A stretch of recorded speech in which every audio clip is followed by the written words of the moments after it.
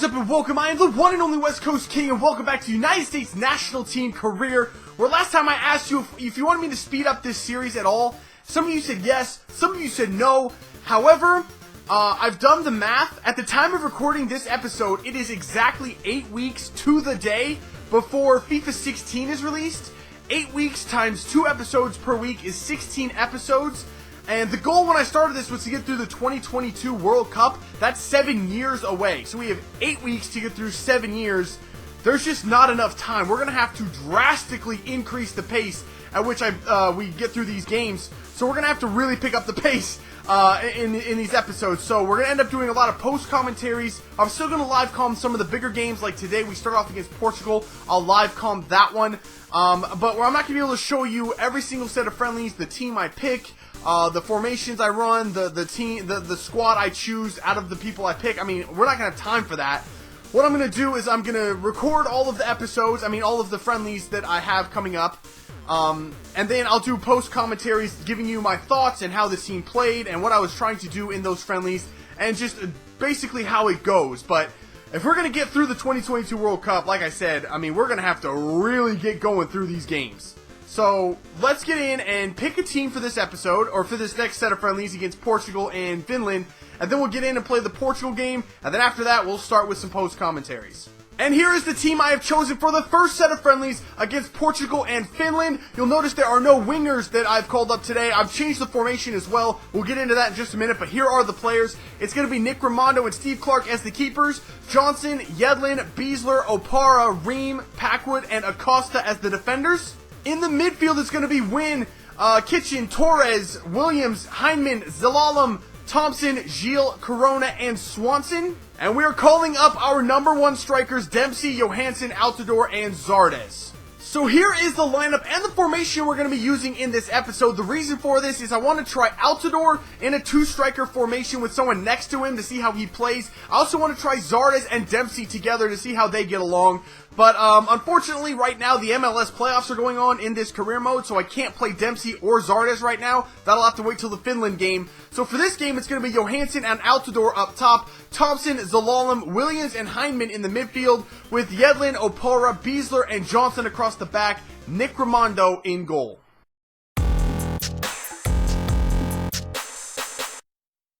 Alright, so here we go against Portugal. This time I skipped the introductions for Portugal. I know that Cristiano Ronaldo is in there, so thankfully I picked DeAndre Yedlin to combat his pace on that side. Hopefully DeAndre Yedlin does a good job against him. Right now I'm going to take a long shot with Alt. That was a really good shot from Altidore. Oh, what a pick from Heinemann, playing Altidore, yes, across. There's Tommy Thompson! Tommy Thompson just scored a goal! But what a play from Emerson Heinemann in the midfield, just picking the pocket of Cristiano Ronaldo nonetheless, and Tommy Thompson just scored a goal. What an unlikely play that just was. 1-0 over Portugal. Uh-oh. Adair. Oh, Yedlin. Yes, shut that down. That shot was not a good one. Opara, thank you for being there. Just get rid of that. Johansson, I want you to fire that. That was a... hello? Johansson? Do you know where the goal is, dude? Good God. There's the whistle for halftime, though. And we're up 1-0 over Portugal. A very, very good first half from us. We've shut Ronaldo and company down. Come on, Yedlin. Turn and... What? Yedlin just tackled himself. Giving the ball to Ronaldo in that spot is really not the way to win this game. And holy crap, that was scary. You know, Ronaldo is now tucked inside. Ronaldo is doing everything he can to try to beat us, but we're just not letting him have any space. Great play, Zelalem, get that ball out, nice. Over here, yes, ball up to Johansson. Johansson, play that ball through to Fabian Johnson. Come on, Fabian Johnson. There is Altidore wide open in the middle, and that's an easy goal. We're going to put that one away almost every single time, unless it's Tommy Thompson on the end of it. But it wasn't. It was Altidore, and it is 2-0 over Portugal. With that goal, we are going to bring in some subs. Actually, we're going to make all of our substitutions. Tim Ream is coming on, as well as Torres and somebody. Oh, Lee Wynn. Lee Wynn is coming on as well. That was another good ball, and I wasn't able to get to that. Ronaldo brings it down.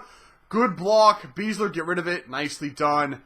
Wow, that was good defense right there. Ronaldo, I don't know how we allowed him to bring that ball down, but that scared the crap out of me.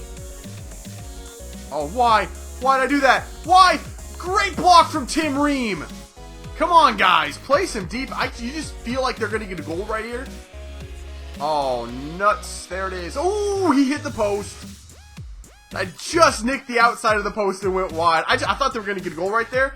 I mean, there were so many people open. I couldn't cover everybody. I don't know how he missed that. It's almost the end of regulation. There's someone wide open over here. It's Johansson. I mean, he's just standing by himself. Great first touch from Johansson. Cuts it back. Oh, what a move. Power it. Johansson. He's dead fiddle in front of the keeper. How did he get all the way in there? It took him 2 extra touches to get the shot off from when I wanted to take it. But the result is the same. Johansson scores a goal. A ridiculous one, but a goal nonetheless. I mean, I wanted him to take the shot right here, and he took an extra one. Holy God, there's no way you're stopping that. As long as you didn't hit it right at him, there's just no chance for that keeper. And there is the final whistle. What a performance from this team. A mostly reserve side from us, beating what looked like the #1 side, kind of, from Portugal. They had a lot of their #1 players in there. May not have been a full-strength squad, but Ronaldo looks pissed. Here are the player ratings from that game. Altidore gets EA's man of the match with an 8.6 rating. He did play very, very well. Much better than when he plays up there alone. I think I'm going to give my man of the match, though, to Emerson Hyndman. He just controlled the midfield. He cut out a lot of passes. He set up our first goal by taking the ball off of Ronaldo. I mean, he was just a stud in the midfield today. And for that, he's going to get the man of the match for me. Alright, so into the post-commentaries we go. First game up was against Finland, and this is the game where we get to try Gyasi Zardes and Dempsey up top. And I'll tell you right now, the players to watch out for in this one were, of course, in case you hadn't figured this one out by now, Zardes getting us started off right there with a goal in the 5th minute. And the through ball from Tim Ream was on point. I mean, Tim Ream in the left back spot in this game was absolutely outstanding as well. But I mean, really, the story of this one was Zardes. He proved in this game he's not just a winger. He can play up top as well. As you see, Tim Ream getting by a man. I mean, I can't overstate enough how good Tim Ream was. Tim Ream in the left back spot surprised the hell out of me as he gets the ball in right there to Dempsey, who finishes that one off, and it's 2-0 in the 12th minute. I mean, we absolutely dominated Finland early in this one, and we weren't done yet. Still inside of 20 minutes, Tim Ream to Zardes, and then just watch Zardes work. He just did the entire defense dirty. Scoop turn there, body feint past that man, another move, finesses it far post, finishes it off. I mean, that was probably one of the best goals I've ever scored as far as going on a solo run. And Zardes, I'm starting to believe that Zardes may be just the best damn player in this entire game. I mean, there's no stopping Zardes, at least not on this team.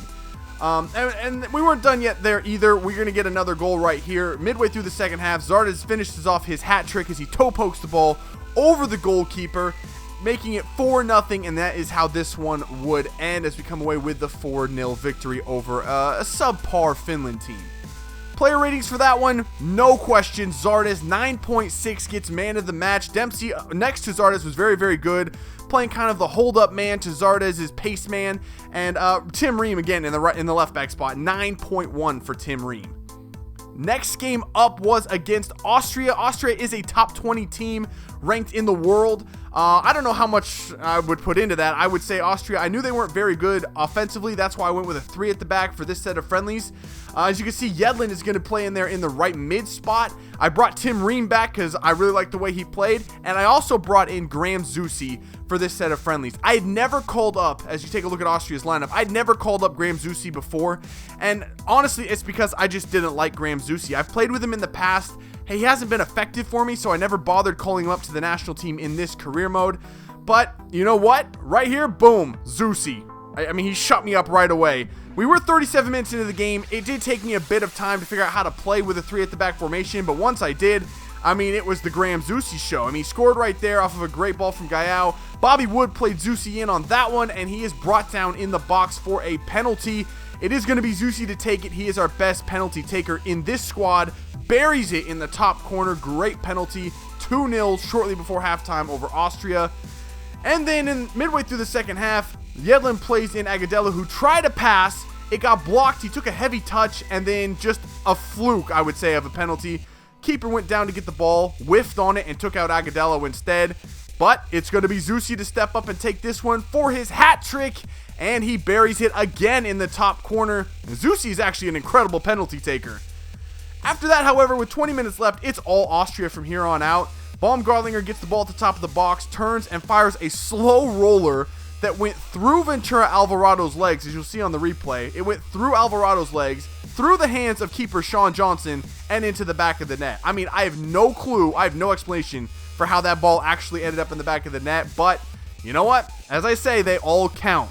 Austria was not done there, however. On a corner in the 85th minute, they crossed the ball in, and they got their big man in there, Janko. I mean, I had small center backs called up for this. I went with a little bit speedier center backs in a 3 at the back formation, and it killed me right there. I mean, I just didn't have big enough center backs to mark their big men, and Janko just headed into the back of the net. And after that, I did switch to a 4 at the back formation because I wanted to see the game out and actually get the win, which we did do, 3-2 over Austria.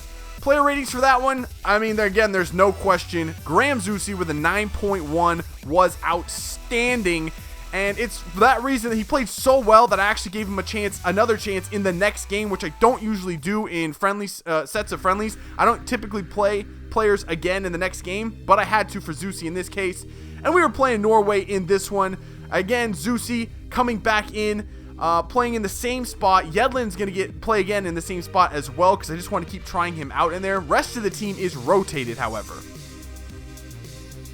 As we take a look at Norway's lineup, I got to tell you, I didn't know very many of them. I know Borvin up top is actually very, very good. Not the best. I mean, I wouldn't say he's world class, but he's actually very, very good and very dangerous if he can get the ball in the box. I know a couple of their midfielders are pretty skillful. Other than that, though, I wasn't too worried about it. And guess who gets us started with the scoring? Graham Muzzy unleashes the Kraken right there. Buries it in the back of the net from about 30, 35 yards. I mean, he does it all. I don't know how he became this effective. I've never been able to use him like this in the past. I mean, I've never gotten a good performance out of Graham Muzzy before, but he stepped up, led this team, and was absolutely outstanding in this game. But Norway was up for a fight in this one. They would get one back right here, 24-minute mark. It's Borvin. I mean, that was poor marking on my center backs. I can't say anything else about that. It was just poor marking. Letting Borvin get open. He heads the ball over the keeper and into the back of the net. But we came right back. Trapp playing the ball to Gilles. Gilles into Dylan Cerna. And of course, Dylan Cerna, the youngster, just buries that one. Dylan Cerna flat out just scores goals when he's in this team. I just love Dylan Cerna. And we weren't done there. Norway's starting to push numbers forward, trying to get that equalizer. DeAndre Yedlin, going back to his defender roots, blocks the cross right there. It falls right to Will Bruin.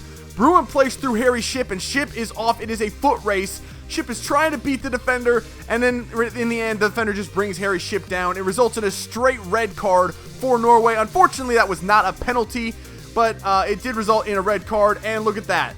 Will Trapp, great defensive play right there. Bruin through to Shipp. Shipp is through again, and this time no one's going to catch him. He finishes that one off. We do come away with this one. 3-1 is going to be the final score, and Harry Shipp, that was a great finish from him as well. A great performance again from this team. Here are the player ratings from that one. You know, there weren't too many. There wasn't an overwhelming pick for man of the match, but again, I'm going to give it to Graham Muzzy. He was stellar again in this game. DeAndre Yedlin actually really surprised me as well. Great play out there in the right mid spot. But that is going to do it for the games in this episode. I haven't done a post commentary, I'll be honest. I haven't done one in a very, very long time since I ended my player career series. So I apologize if I'm a little bit rusty at that, but hopefully I'll get better as time goes on, because we are going to have to do quite a few of these style of episodes if we're going to make our goal of getting through the 2022 World Cup. And speaking of the World Cup, you know, in this series, the World Cups, the tournaments are really the most important thing. The 2 World Cups coming up and the 1 South America Cup in between there. And that's what I really want to focus on for the rest of this series, getting through those games. I mean, as much as I want to show you every friendly, and every friendly is kind of important. I mean, we just found kind of a hidden gem in Graham Muzzy that I didn't think was effective. Turns out he really is, and I did that through friendlies. And so friendlies are important, but you know what? In the end, it is the tournaments that are the most important thing. The end result, trophies, are what are important right here. So I might have to start skipping through some of the friendlies, not even showing them to you. If we're playing some good teams, obviously I'll try to live commentate the best teams we play And then I'll probably do like this kind of an episode of post commentary for kind of the good teams, but not the best teams. So I hope you understand. I just really want to get through that 2022 World Cup, show you what this team can be, the peak of this team, you know, the end result of what we're trying to get to. And to do that, we're going to have to skip through some things. But that is going to do it for this episode, guys. If you had as much fun as I did, make sure to let me know by leaving a like below. Subscribe if you're new, and I will catch you when we come back with some more red, white, and blue. See ya.